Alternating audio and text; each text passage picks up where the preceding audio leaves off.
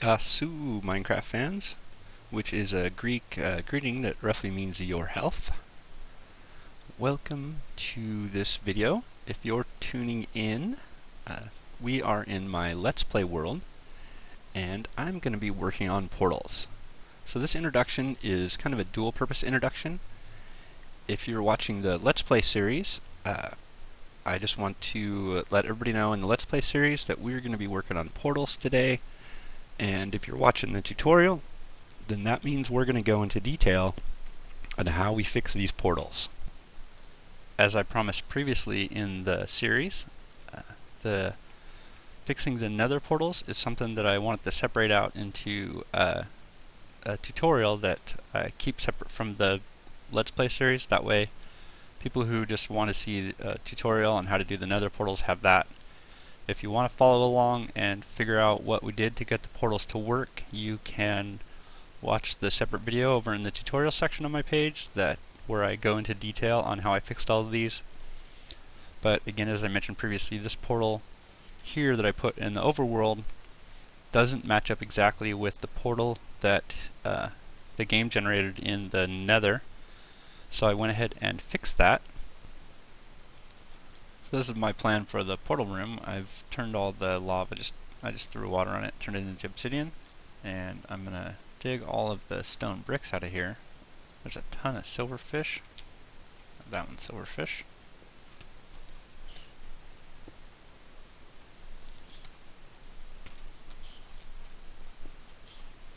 Yeah, tons of silverfish. But my goal is to dig all this out and then just fill it in with cobble, and you can see I got some redstone down here, so that's kind of cool. And here we are, we got everything cleared out, all of the stone brick pulled out, and as you can see I got some redstone down here, and I got some diamonds. So we're going to try, this is the 2 Fortune 1 picks I combined, Fortune 2, so we're going to try this out. 1, 2, 3, 4, 5, 6, 7, 8. So 8 blocks of diamond gives me 14 diamonds. Awesome.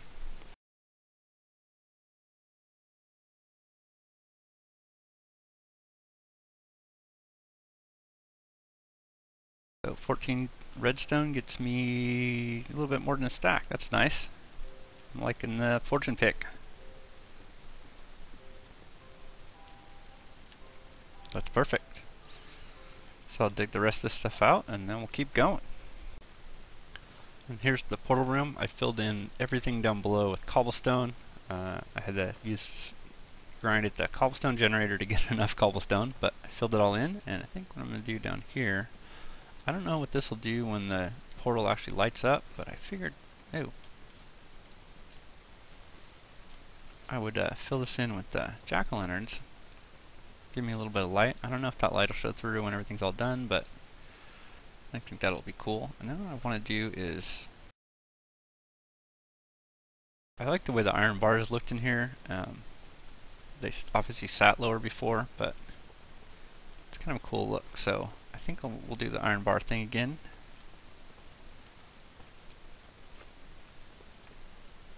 There we go. And then we got a bunch of ovens or furnaces down here, so we can fill those up. And I cook stuff down here.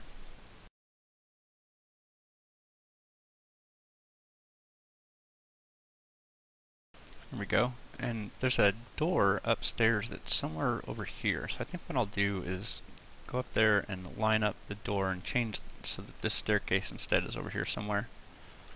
But I wanted the portal room at this layer. I kind of like it like that. And there was a ton of silverfish in here. This thing was a nightmare digging this bottom out. But I dug out all the stone brick out of the bottom levels and then moved it up here and then just filled in all the bottom with cobblestone. Because I wanted the cracked and the mossy and the regular stone brick. Because it's easier just to put the cobblestone in there and then I don't have to make new stone bricks. And this is the Nether Portal Hub I set up, and this spider showed up. It's kind of glitched out. I couldn't hit him before. I logged out, logged back in, and he apparently came through the portal. I couldn't hit him until I logged out and logged back in. So I climbed up to, we're actually close to the ceiling of the Nether. This is the bottom layer of the bedrock. and I set up kind of a makeshift Nether Hub, and I'll kind of expand this out, change the room design layout and the connections between everything. But we have the this portal here is the relocated portal to the world spawn, and then down there is the portal that will take us to the 2 grinders, and then down this hallway, it's quite a ways down, but much shorter than taking it by land. In the overworld, this direction takes us to the end portal base. World spawn portal here. And one of the things I wanted to check out, just really quick over at the main base, is because I was kind of going into unexplored areas in the Nether, I actually loaded up the snapshot. So you can see I'm on the snapshot right now. And what I wanted to see was what this thing does. So it looks like this still works in the current snapshot. I know one of the things that they talked about doing for the redstone update is fixing the way sticky pistons, if you send them too short of a pulse, they don't retract the block. And that was one of the things they talked about possibly fixing in the redstone update, and that would break this T flip-flop. But it looks like in the current snapshot it's still functioning. So the way I have this portal set up at world spawn, and the way I did my Nether Hub, where this is actually moved up to a different elevation in the Nether, I may not be able to get another portal closer to this main base. But that's something I can test out off camera, and then we'll see the results of whether it worked or not. But we go through the world spawn portal, and this is where we come out in the world spawn portal, and then we can just make this quick trip down the hall here. And you can see I brought my flint and steel with me, but we just make a quick trip into this Nether portal, and we are at the 2 spawners, and we just pop back through. And we are back in the Nether. So we'll just run down here really quick. And we turn the corner past the main spawner, or the main portal. And we run down this hallway, and the pigmen should leave us alone because we haven't hurt them. A little bit of a walk, but much shorter than it would be in the overworld. And then this is our portal into the end room. So I put a jack-o'-lantern in the middle of this. The thing I like about the jack-o'-lantern lighting is there's no particle effects. Like with the torch you have the little smoky things, and the jack-o'-lantern lights don't have a particle effect to them. So it actually kind of helps a little bit with lag, especially if you have a whole bunch of torches, and it looks better than just torches everywhere. And then I went ahead and put jack-o'-lanterns behind the iron bars here and all the way around to add more lighting, and then I can take all the torches out of here. So now I don't have any torches in this room. And then this is a quick pumpkin farm that I set up. So these pumpkin stalks, they won't grow a pumpkin if there's a solid block above them, but if there's a transparent block like glass or glowstone above them, they will. So the glowstone gives me lighting, and then the glass just keeps other spots in there, so I don't use a ton of glowstone because I don't really need that much. I don't even need this much, but it's there. And the way this is set up right now is just a quick and dirty. So you flip the lever, and then where the jack-o'-lanterns were, it raises up, and as you can see that pops the jack-o'-lanterns out of the ground. So I just run down here and collect them, and then I flip the lever back down and new ones will grow. And eventually what I'll do with this is I'll put some more pistons back here and there with water, and then the water will flow, and I can just stand right here and the water will bring all the jack-o'-lanterns to me, all the pumpkins. I haven't done that yet because I have to put pulse lengthener in just these back ones, and the order this has to work is this floor comes up, and then the water releases after a short delay, and then the water has to be shut off, and then I have to wait time for all the water to stop flowing before I lower this back down, otherwise the water washes out the stalks. It's kind of a complex build, more than what I wanted to spend time on for now, so this is just kind of a quick and dirty. It's still redstone. It's just not what it's going to be in the end. And then as you can see, I relocated these stairs. So you can't do mossy and cracked stairs, I don't think. I didn't even try, actually. But it's regular stone brick that I made into the stairs to match the rest of the stronghold. And then this used to be a straight shot to, there was a door there, and I changed it so that this is the new entrance to the end portal room. Whereas before we went past the spider spawner and down here, and I've blocked this up because I have the pumpkin farm down below that. So I've stashed my flint and steel, and I grabbed my picks and stuff back. And the next thing I wanted to do is I want to take a boat ride and see if we can actually find a desert or a jungle. So I still want to collect the jungle trees, get at least a jungle tree sapling, and then I can use jungle tree logs to harvest or plant and farm cocoa beans, which I do have some cocoa beans from a dungeon, but I don't have any jungle tree logs to put the cocoa beans on. And then again, we still have all 9 of these end portal frames to fill in with Eyes of Ender, so we need to get Ender Pearls. And I think I left them upstairs, but I have 5 Ender Pearls in total. I grabbed all the ones from the other base, but we need 9. So let's go for a boat ride. Okay, so I've got 2 boats. Just in case one breaks, I usually when I go boating I carry a spare boat. And then this is the little area that actually is closer to the main area. I really want to find a desert, so I think we're going to try to get a little bit away from the from that landmass, see if we can find another landmass, and hopefully we can find a desert biome and set up a hunting blind there. Or the other option would be to find a jungle biome so I can collect some jungle tree saplings and then I can grow jungle trees. And the jungle trees will help. Oh, look. Oh, yes. It looks like the sun is setting. But I think I found a desert. I hope this isn't just a beach. Oh, look, it is a desert. Alright. So we got a desert. That looks like where we're going to set up a hunting blind. So I have a place for a hunting blind.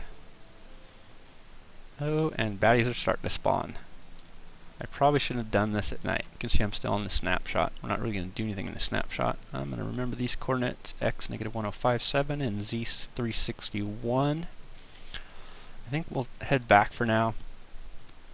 Maybe come back in the morning or something. Hunting blind, definitely going to do that. So the hunting blind is another thing that I have a tutorial on my page for. So if you want to know how the hunting blind is built, you can watch the separate tutorial. But I've been working on it. And I'm here at the grinders. I still have my getter repeaters here, and I've been working on some stuff here. So let's take a look at setting up the hunting blind, and then we'll be back.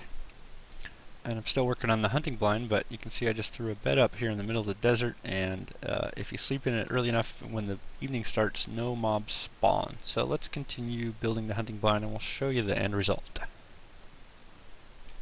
One last thing I'm going to try to do. I have a creeper and a skeleton somewhere. There's the skeleton. Creeper. Come on, shoot the creeper. Oh, don't blow up.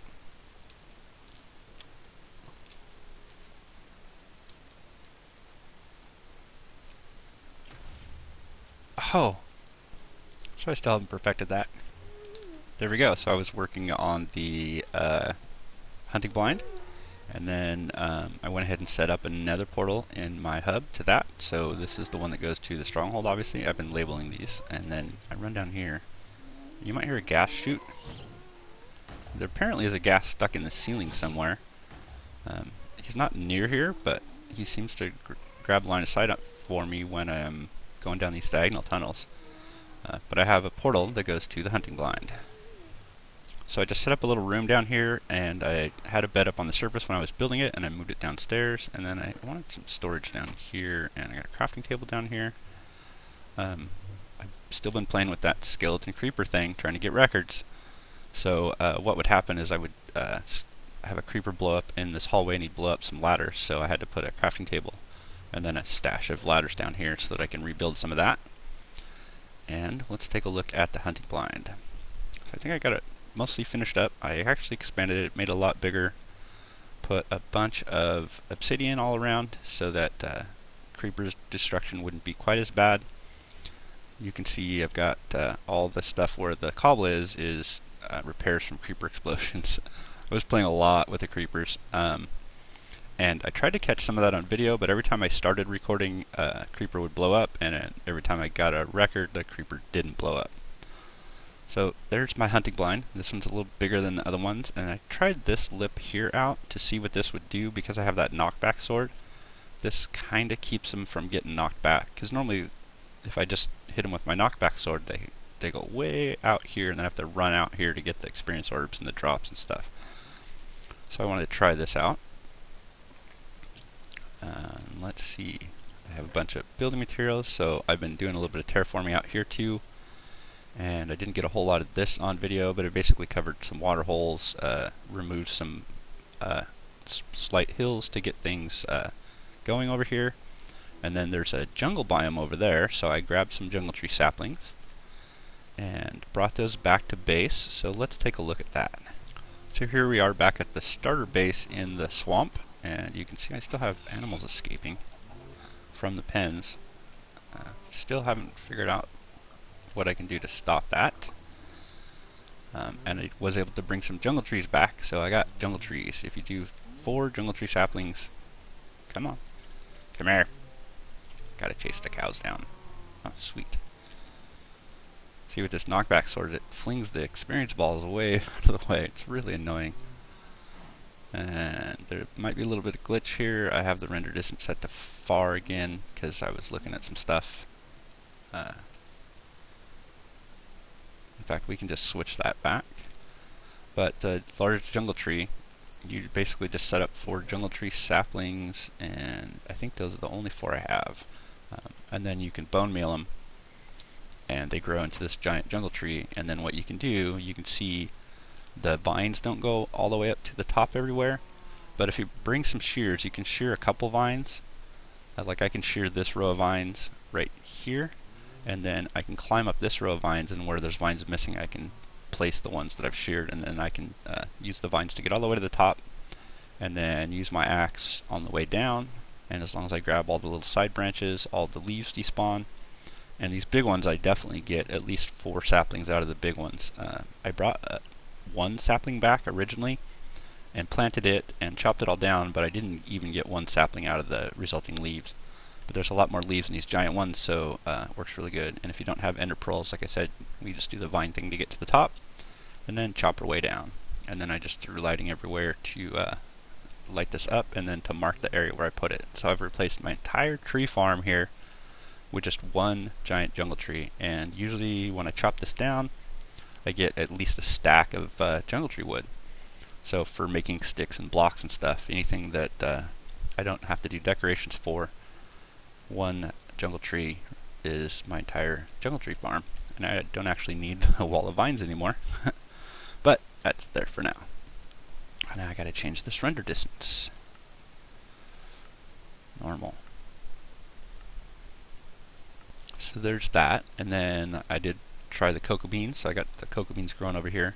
It's interesting because the cocoa beans look like they give off lighting, but they actually don't. And originally I thought they gave off light that was visible light but not block lighting, but they don't. So let's take a look at the changes to the grinders. So here we are at the center room for the grinders. You'll recognize the stone bricks I stuck in the middle of this room. I've kind of cleared out some space. I want to put an enchanting table over here, which I can easily do now with the library at the end portal in the stronghold area. I can just pull books out of the library bookshelves and then set up. I have plenty of bookshelves now. And then I gotta move these chests again. I moved them once, and now I have to move them again, because behind here is the zombie grinder. And we're gonna take a look at the zombie grinder. I've kind of been letting it preload, so I moved the zombie grinder and the skeleton grinder. These are both one-hit kill now. And let's see how many zombies are in here. Pardon the noise.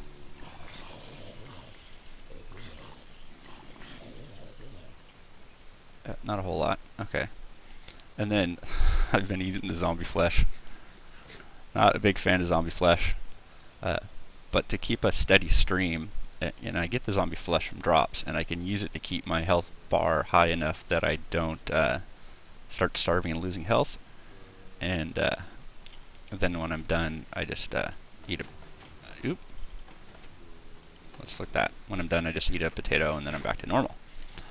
So I have this set up. This is one hit kill. and then this is drops only.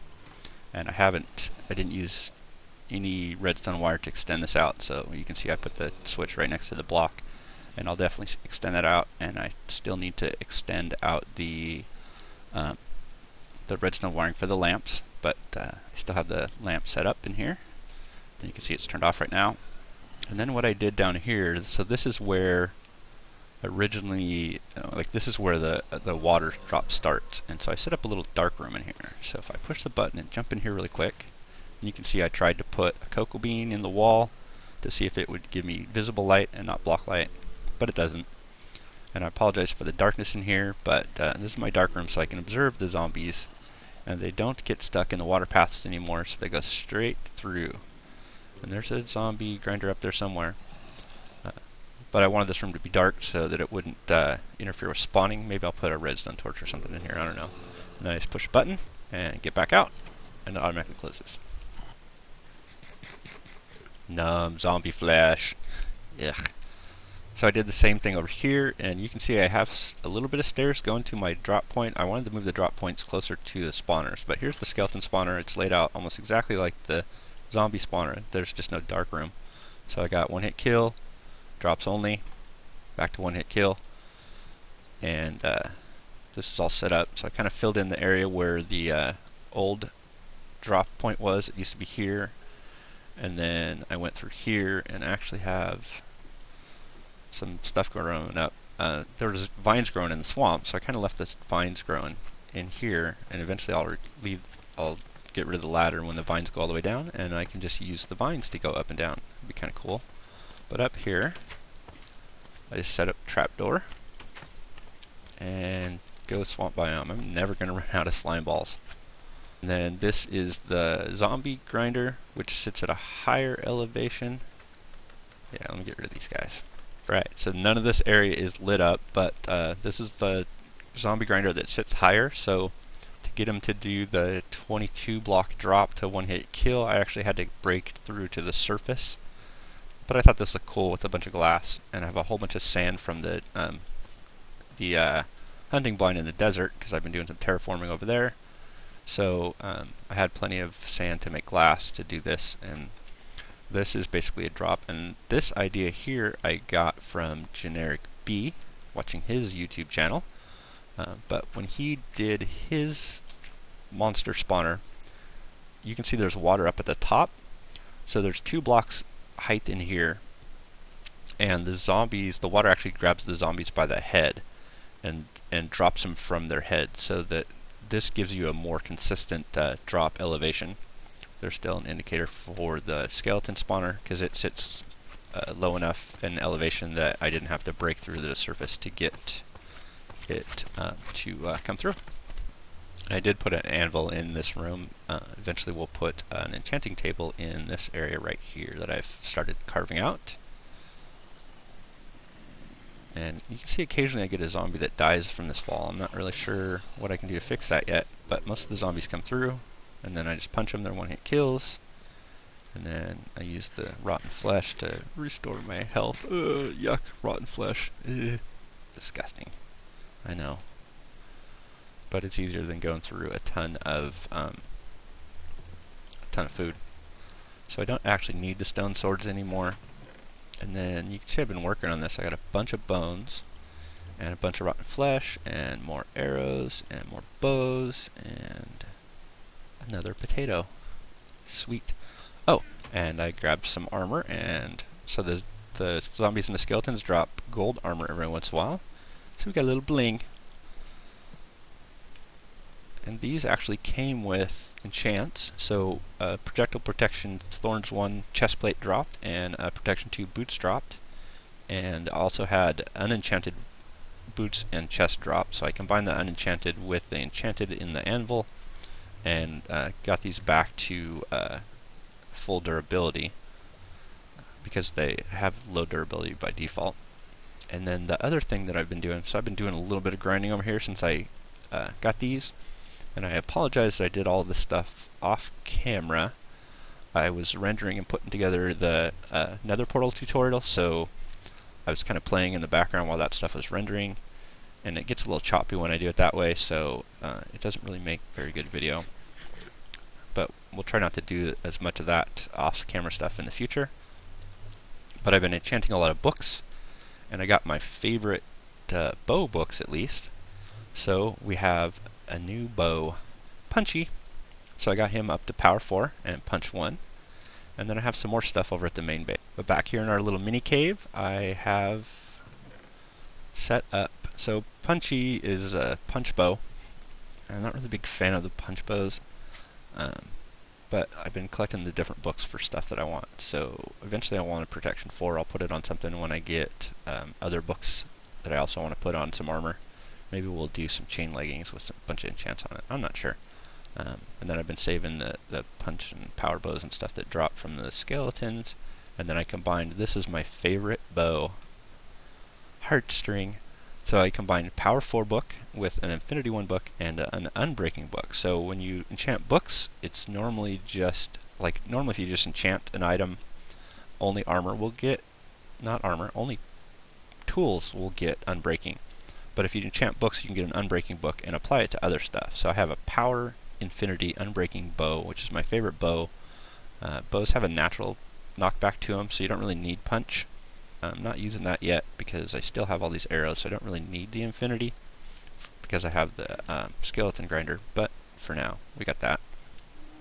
So I had to set up a cheaty x-ray machine just to figure out what the heck that ghast was doing. So you can see there's a ghast down here, and he's stuck in the floor, and you can see this diagonal path, so he shoots at me every time I run down this hallway in between the end portal and the hunting blind. I gotta do something about that. And the other thing I have to do is, now that I've set up a portal, a Nether Hub up here in the ceiling of the Nether, I haven't actually created a way back down into the Nether proper, so I'm gonna have to carve a hole somewhere. And here's the other thing I did, because I'm still on the snapshot. I cooked up some netherrack and made nether brick, and you can turn that into actual, like, nether brick blocks. It's just something to do with all of your extra netherrack, but that only works in the snapshot. So now I'm kind of afraid to go back away from the snapshot because I don't want to ruin all that. And then this is just a water drop from the surface, and I just threw up a makeshift cocoa bean farming area right here. This is the storage room at the right below the surface in the stairway. I still haven't done a whole lot in here. Basically just storage for all the dirt and the wood and stuff. I haven't done a whole lot of caving, so I don't have a bunch of new diamonds. The only thing I did do was I grabbed some obsidian. And then this is the jungle tree that I set up here at the new base. So one jungle tree is my entire farm. And I covered it with pumpkins, got a crafting table, and then some storage for stuff, which I haven't been storing them because I've been storing stuff in the log cabin. Downstairs you saw a bed in the end portal room. I made 2 beds and set one up at the hunting blind, and then set one up at the in the end portal room. Eventually when we go to the end, if you set your spawn point right at the end portal in the bed, then you'll come out that place, because when you go to the end and you kill the ender dragon and go back through the portal that brings you back out of the end, it takes you back to wherever you last slept at. So if I sleep down there in the end portal room, I'll come back to that spot. And then you can see I have a surface drop that goes down the water path, and then I also have a drop from the storage room here. So this is the storage room, and then you just go over here, or you can take it from the top. And we go all the way down to the end portal room. So there's my bed. Looks like this episode's starting to run long, so I'll go ahead and wrap it up here. And then next episode we'll maybe carve out some new rooms in the stronghold and explore the abandoned mine shaft. And I might do a little grinding off camera, but we'll see the results of that, and then we'll do some stuff at the hunting blind, maybe off camera, and we'll see the results of that. So thank you everybody who is watching the video, and thank you everybody who likes and subscribes. See ya!